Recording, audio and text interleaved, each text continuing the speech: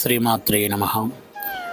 దేవీ శరన్నవరాత్రి ఉత్సవాల్లో భాగంగా అమ్మవారి యొక్క పత్రికలకు పూజా కార్యక్రమాన్ని నిర్వహించి వారాహిదేవి మాతకు, ప్రత్యంగరాదేవి మాతకు, పోచమ్మ తల్లి మాతకు అమ్మవారి నవరాత్రి ఉత్సవాల యొక్క ఆహ్వాన పత్రికని అందిస్తున్న భక్తులు మరియు దేవాలయ అర్చక స్వామి, ఈ నవరాత్రి ఉత్సవాల్లో కొన్ని విషయాలు మీకు తెలియచేయాలి అనేటటువంటి భావనతో మీకు ఈ వీడియోని అందించడం జరుగుతుంది. అమ్మవారి ఉత్సవాల్లో భాగంగా ప్రతిరోజు జరిగేటటువంటి కార్యక్రమాలు మీకు నేను తెలియచేస్తాను.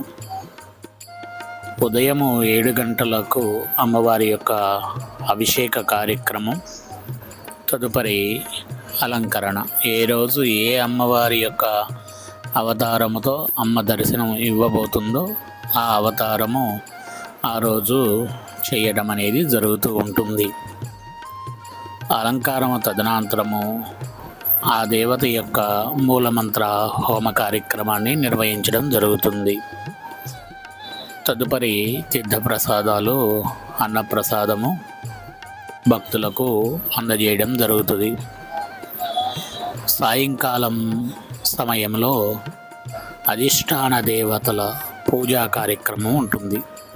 అధిష్టాన దేవతల పూజా కార్యక్రమం అంటే ఉదయము దేవీ నవరాత్రి ఉత్సవాల యొక్క అలంకారాలు ఉంటాయి పోచమ్మ తల్లి మాతకు.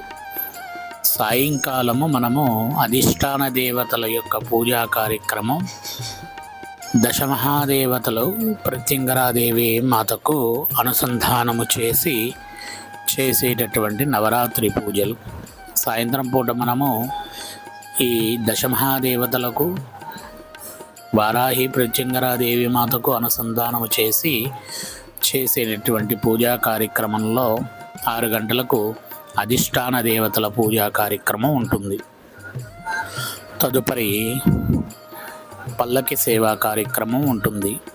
ఈ పల్లకి సేవా కార్యక్రమం మన అమ్మవారి ప్రతిరోజు జరిగేటటువంటి కార్యక్రమాలకు గ్రామ దేవతలైనటువంటి శీతలాదేవి మాత అనగా బొడ్రాయి, మరియు అక్కడ గ్రామ దేవతగా ఉన్నటువంటి మరొక దేవత ఎల్లమ్మ తల్లి, ఈ ఇరువురు దేవతల్ని ఆహ్వానించేటటువంటి విధానమైన కార్యక్రమంగా పల్లకి సేవకుతో ప్రత్యంగరాదేవి మాత అమ్మ వెళ్ళి ఆ దేవతలని ఆహ్వానించి తిరిగి బొడ్రాయిని అభిషేకించినటువంటి జలాన్ని తీసుకొని వచ్చి మన తంత్ర విధానంలో మనం నిర్వహించబోయేటటువంటి హోమం ఏదైతే ఉందో ఆ హోమం యొక్క నూనెలో ఆ నీళ్ళని కొద్దిగా కలిపి మన సాంప్రదాయ విధానంలో, మన కృత్యా ప్రత్యంగరాదేవి తంత్ర విధానంలో ఆ నూనెలో ఆ నీళ్లు కలిపి హోమాన్ని నిర్వహించడం జరుగుతుంది.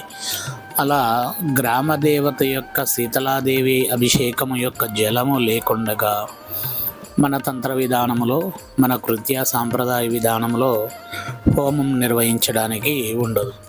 కాబట్టి ప్రతిరోజు పల్లకి సేవా కార్యక్రమం ఉంటుంది 7 గంటలకు. తదుపరి ఆ రోజు దశమహాదేవతల్లో ఏ దేవత ఉందో ఆ దేవత యొక్క హోమాన్ని నిర్వహించడం జరుగుతుంది. ఆ రోజు సాయంకాలం పూట ఐశ్వర్యము కోసం ఒకరోజు, విద్య కోసం ఒకరోజు, ఉద్యోగము కోసం ఒకరోజు, వ్యాపారము కోసం ఒకరోజు, వివాహము కోసం ఒకరోజు, సంతానము కోసం ఒకరోజు, గృహ నిర్మాణము కోసం ఒకరోజు, ఇటువంటి మొదలైనటువంటి కార్య జయాలు ఏవైతే ఉంటాయో వాటన్నిటినీ జయించడం కోసము మనము దశమహాదేవతల యొక్క తాంత్రిక పూజా విధానంలోనే పూజని చేసి ప్రయోగ రూపముగా దాని విజయాన్ని పొందేటటువంటి విధానము కలగజేయడం జరుగుతుంది. ఉదయం పూట అవతార పూజా కార్యక్రమ హోమాల్లో పాల్గొన్నటువంటి భక్తులు సాయంత్రం పాల్గొనవచ్చు. కానీ ఇక్కడ భిక్ష రూపంగా ఆ దశ మహాదేవతల దగ్గర 10 మంది భైరవులు ఉంటారు.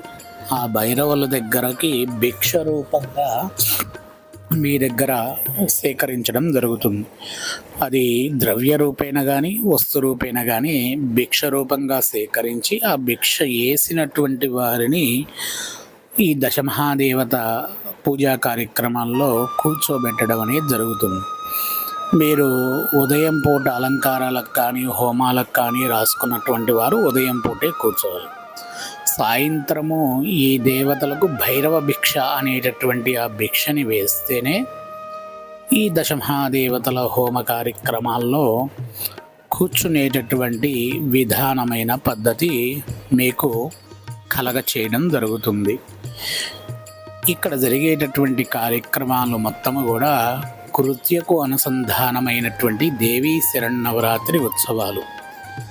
వేరొక విధమైనటువంటి సాంప్రదాయ విధానంలో నిర్వహించేటటువంటి ఉత్సవాలు ఇక్కడ ఉండవు.